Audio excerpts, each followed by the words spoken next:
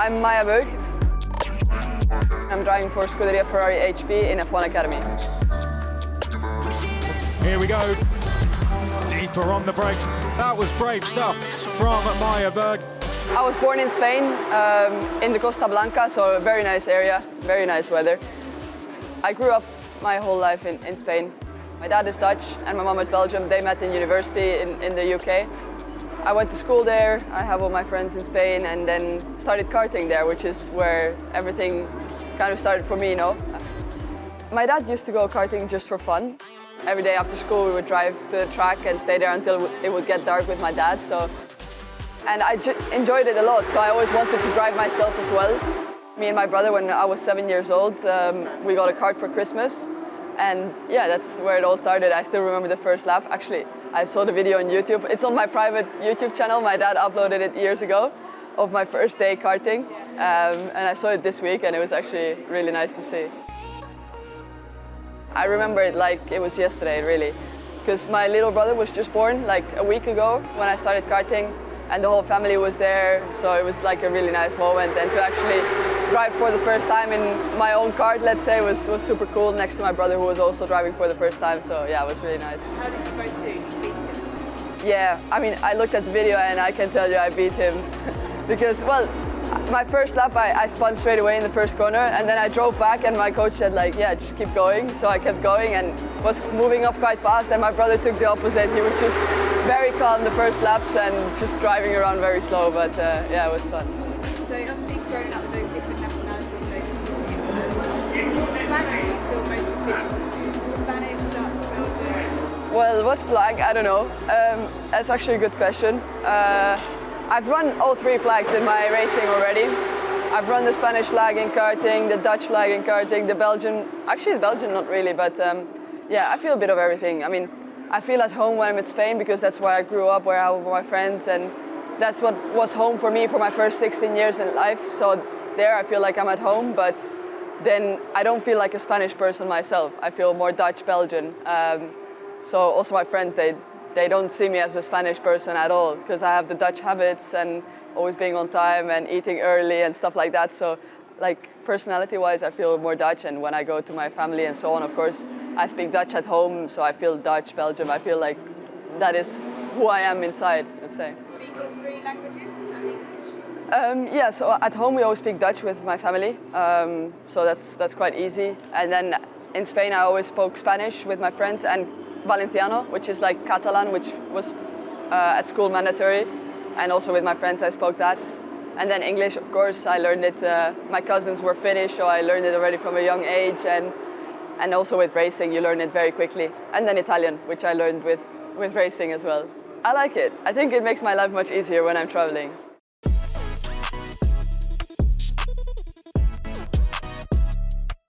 I would say my driving style in 3 words, I would say it is quite smooth, calculated. I always think quite a lot when I'm driving, maybe a bit too much sometimes. And then, what third word? Everyone says fast, but that's like what everyone says, so I need to think of another one. I think in racing situations I'm quite decisive, I would say. She's going down the inside, Maya Weug. She should make this stick. I think the smoothness has always been something that I had since karting, like the precision in when I'm driving. But yeah, the aggressiveness is something I had to learn in karting because as a girl, especially when I was starting to doing national races, then the boys are more aggressive, but just naturally they don't like to lose against a girl. And then they always told me I had to make sure I get respect on track, so elbows out, and that's what I learned in karting the most, to be aggressive on track and make the move stick and show that you're also there, that you have your ground, and that's something I definitely learned in karting. What about your journey through Italian F4 and the Yeah, so I did 2 seasons in Italian F4 with some races of German F4 as well. The first year was a big learning curve for me because from karting I didn't have much testing and it was a huge learning curve. So yeah, I really enjoyed it. Loved to race on all these amazing tracks and so on, but it was a big learning curve. Second year was much better in terms of results already, so I think that was quite a positive year with a lot of top 10 finishes, top 5 as well, and I think that was quite a good year with Iron Dames. Then I moved on to Freca, new challenge again, with a team that we were kind of the underdogs, so it helped me to release that pressure. I had really no pressure, I just could do my own driving, and we had a really strong year with MP Motorsport. I won the rookie in Spa, so I finished third in the rookie championship that season, which was quite good. And yeah, I think the team, I'm the only one to have scored points with that team in the last 4 or 5 seasons or something like this. So yeah, definitely it was a really good season, and yeah, Spa was a great race, P5 in the race, first rookie. So yeah, also first girl to score points in that championship, and I think only one until now. So yeah, it was a good season.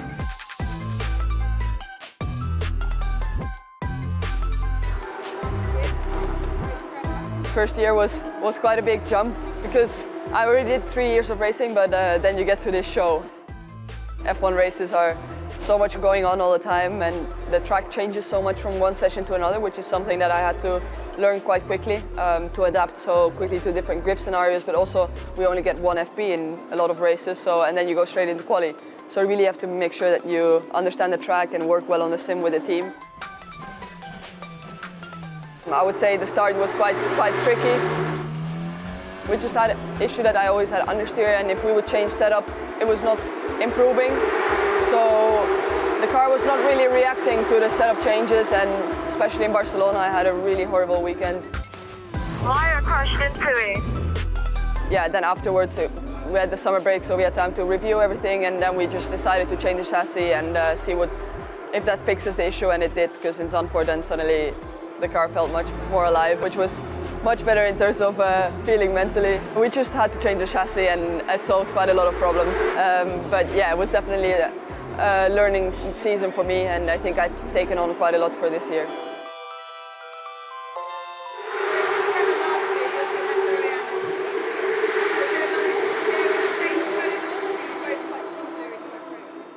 I mean, of course, when you're in the team, you share the data all the time and videos and testing and so on. So definitely it was good to have Dorian as a teammate, because we could push each other and see where she's faster, where I'm faster, and kind of improve together, let's say. So definitely it was a good season. I got along with everyone. I knew quite a few people already from when I was racing Italian F4, because they used to work with Iron Lynx when I was driving in Italian F4, so my mechanics and so on, for instance. So no, definitely it was a good season, but I just wanted much more out of it, yeah, which is natural for us drivers. I mean, you had 7 podiums and a win, so it wasn't a disaster. You make it sound much better. Maya Weug climbs out her first win in the F1 Academy Racing Series, and I'm sure not her last. Why the move to MP? I think I needed a change. I think we got the opportunity from them as well to drive for them. It's a Dutch team, and I think they've been strong. They have a lot of experience also in F4. They do Spanish F4 instead of Italian F4, but they have a lot of experience. And yeah, for me, I just needed a bit of change to see if that would help my results. And a bit of a fresh start is always good sometimes. That's P1, come on, good job. Oh, let's go. Thanks, guys.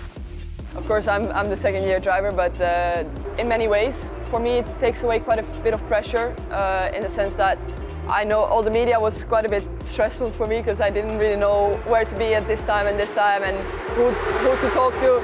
And that takes already a lot of pressure away, because I can just relax, I know what to do, what not to do. Then I know a lot of tracks, so that helps a lot. So yeah, when we go to Miami and we only have one FB, I know the track already, which is a big advantage. Singapore as well. So knowing the tracks is a big advantage, and just having that calmness, that you know everything, how it works and so on. And yeah, in the team itself, I think we have a good dynamic going on.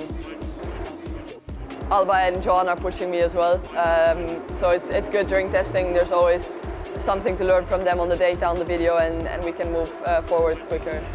They refer to you as their big sister. Yeah, I've heard that reference a couple of times from people, but it does feel like it. I'm a bit old already for them. Yeah, I think 4 years older than them, so I'm the grandma in the team. I don't know if I feel more pressure this year. To be honest, I put most pressure on myself. I think that's the biggest thing. I'm the one putting pressure on myself all the time, and that's my point to work on, because as you saw probably in Shanghai, I was not happy with P2, and I think anyone else in that position would have been smiling a bit more than me and not so harsh on myself, so that's something I have to work on. But it's more coming from myself than it being the first or second year, so for me it's quite similar to last year, yeah. I don't think having the Ferrari badge on my chest gives me a lot more pressure.